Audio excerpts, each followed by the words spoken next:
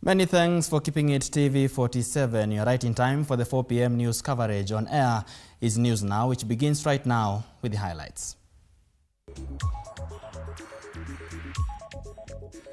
Top on News Now. The amended petition dated 23rd December 2024, which is the subject of the proceedings herein, is found to be without merit and is dismissed. Blow to Meru Governor Kawira Mwangaza as High Court upholds the impeachment by the Senate. Also, at least 14 people killed in a road accident involving a matatu and a truck at Miga on the Nakuru-Eldoret Highway. Meanwhile, nitaanzisha miradi mbalimbali ya affordable housing. Mwisho tutakuwa na nyumba 1,100 tunajenga katika Nairobi hii. President William Ruto concludes his Nairobi development tour with visits to Makadara, Embakasi West and Kasarani constituencies.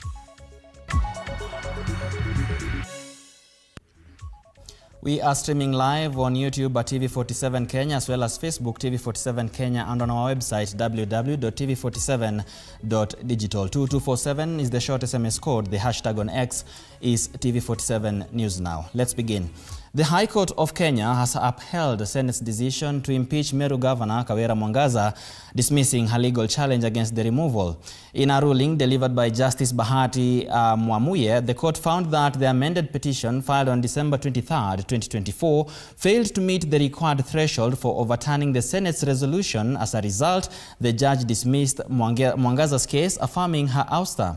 Governor Mwangaza had contested her impeachment, arguing that she was denied a fair hearing and that the process lacked adequate public participation. However, senators stood by their decision, endorsing the Meru County Assembly's move to remove her from office, a process that was finalized in August last year. This court finds and determines that A. The amended petition dated 23rd December 2024, which is the subject of the proceedings herein, is found to be without merit and is dismissed accordingly. B. The Gazette Notice number 10351, volume CXXV1, number 130, dated 20th August, published on 21st August 2024, and issued by the respondent communicating the decision and or resolution of the Senate to remove the petitioner from office as the governor of Meru County by way of impeachment is affirmed for the purposes of these proceedings. C. Consequent to A and B above, the subsequent constitutional and statutory actions are free to take place as per the applicable timelines. And D. Each party shall bear their own course. And after the High Court judge Andrew Mwamuye upheld Senate's decision to remove Meru Governor Kawira Mwangaza from office, the ruling has sparked mixed reactions across the county. While some residents welcome the decision, others express concern over the political instability in Meru County. John Javakania is currently engaging Meru County residents on their views regarding this ruling. Na leo nataka kushukuru High Court ya Milimani asa Justice Mwamuye kwa kupewa Meru Justice. Tumengojea miezi 8 ya mateso, miezi 8 ya pesa ya Meru kuwa inatumiwa vibaya. Kwa hiyo uamuzi wa koti mimi hajanifurahisha. Ungekuwa koti ya muwe serikali ya Meru ipatiwana kwa serikali iongozwa na serikali. Motuma ama Kawira wote wakutane kwa ndebe 2027. We need development. Hatutaki sarakasi mingi. Fanya kazi, fanyia mwananchi kazi. Maana hiyo ndio tunahitaji as Meru County, because we have suffered for the last 2.5 years. Na huyu mama mwingine ambaye ameweza kuondoka, alikuwa na program ya okolea. Sasa haifanye because alikuwa anasema ni charity work. Tumempea a peace of mind, aende atengeneze charity work akiwa in a very peaceful mind. The whole of Kenya, please learn from Meru County. Do not vote with emotions. Do not vote to punish a certain leader. Vote for leaders who you know will help your county, will help your country. Now to a very sad story. 13 people have tragically lost their lives following a fatal road accident at Miga area on the Nakuru-Eldoret highway. The collision, which involved a Kitale shuttle PSV matatu and a trailer ferrying coffee seeds, occurred at around 3 a.m. on Friday when the trailer lost control and rammed into the matatu. Molo Sub-County OCPD Odingo Timon confirmed the incident, stating that the matatu was heading to Nairobi while the trailer was traveling in the same direction. According to Odingo, all 11 occupants of the matatu and the trailer driver died on the spot. The bodies have been taken to Molo Sub-County Hospital for identification as investigations into the cause of the accident continue. Hapo mahali Miga kuna kabump. Hii matatu ikajaribu kuslow down ichukue bump. Then lori ilikuwa imekuja ni kama ilikuwa lose control kabisa. Sasa ku avoid matatu ikagonga hii wall yenye imewekwa kuseparate barabara. Ikaangusha hizo wall 20 of them. In the course akarudi kwa barabara na akaingia kwa matatu. Then sasa akaanza kufuruta matatu.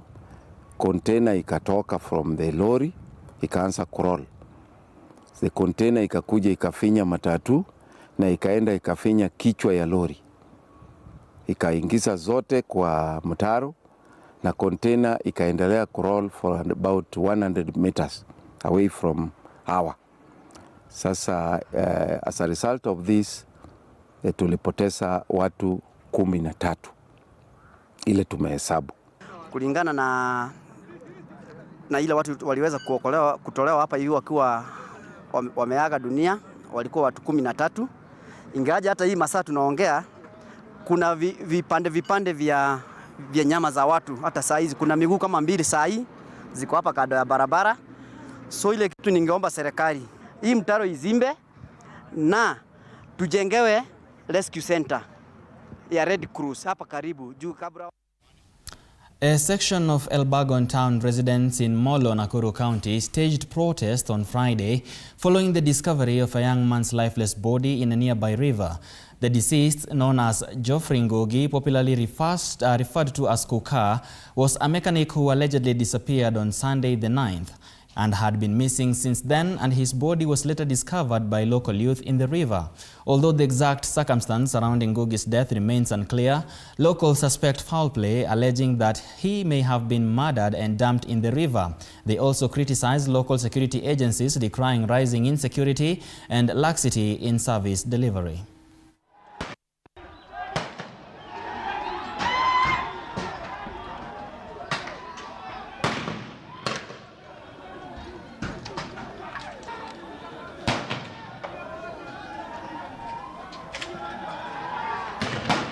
Kwa wakati huu ninaona kama mambo imeanza kuharibika sana, kwa sababu juzi tu kama 2 weeks hivi tumekuwa na brother yetu mmoja hapa anaitwa Richie, ameuliwa tu hapo nyuma ya polisi. Bas baadaye tena wiki jaisha hata 2 tena mwingine ndio huyo ameuawa hapa karibu na kanisa na ametupwa kwa mtoni. Na ile hali tukileta complaint zetu hapa polisi, sisi hatusaidii na maaskari. So kitu yetu tunaomba ni hii. Tulikuwa tunaomba hii serikali yenye tuko nayo hapa, kama rais wetu hata kama ni huyo anaitwa William Ruto, ajaribu kuangalia sana tuletee maaskari wenye watafanya kazi yeye vizuri. Sisi tunataka justice yake. Unaona venye Richie ifuatiliwa, tunataka hadi Aguka ifuatilie. Juu huyu ni youth mwingine tunashindana naye online ama makarao wabadilisho wote. Juzi OCS amebadilishwa, atujimaliza mwezi OCS ndio tena. Maneno imefanyika akiwa account. Kwani makarao wanafanya nini? Hao wanaenda kwa pombe lakini hawafiki, wanapatiwa hongo, wanachukua hongo ya 200, 500, lakini hawafanya kitendo.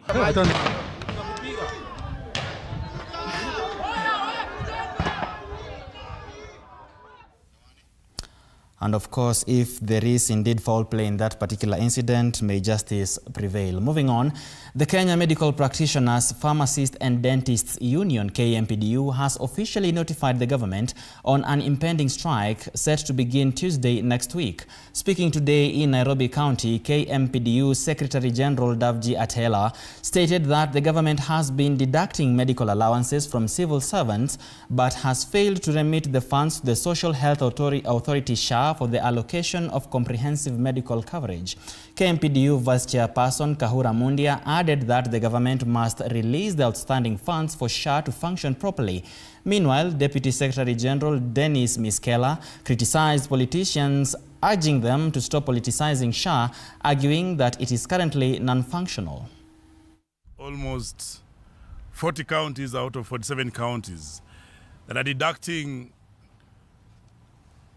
from the payslips of doctors and of workers and not remitting even to the banks and to SHA and to all authorities that have deducted. That we cannot keep on being told that we wait for it to work.